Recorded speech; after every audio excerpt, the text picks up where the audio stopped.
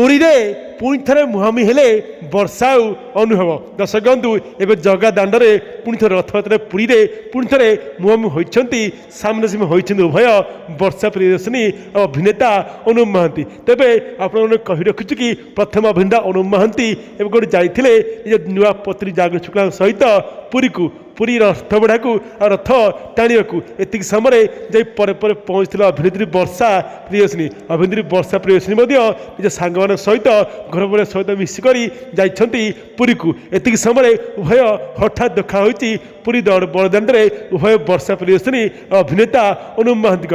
ଅଭିନେତା ଅନୁପ ମହାନ୍ତି ବର୍ଷାକୁ ଦେଖିକରି କିଛି କଥା ନ କହି ଆସିଯାଇଛନ୍ତି ଏବେ ଏମିତି। ଆଉ ଅଭିନେତ୍ରୀ ବର୍ଷା ପ୍ରିୟଦର୍ଶିନୀ କିନ୍ତୁ ନିଜ ପୁରୁଣା ସ୍ୱାମୀ ଅଭିନେତା ଅନୁପ ମହାନ୍ତିକୁ କଥା ମନେ ପକାଇ ହଠାତ୍ ଦେଖିକରି ଏବେ ହୋଇଯାଇଥିଲେ ଆଶ୍ଚର୍ଯ୍ୟ। ଆଉ ସେ ଆଖି କରିପାରିଥିଲେ ବିଶ୍ୱାସ। ହେଲେ ଏତେ ପାଖରୁ ବର୍ଷା ଅନୁପଙ୍କୁ ଏକାଠି ଦେଖିକରି କୁଆଡ଼େ ରାଗି ଯାଇଥିଲେ ଭୀଷଣ ନୂଆ ପତ୍ନୀ ଜାଗୃତି ଶୁକ୍ଲା।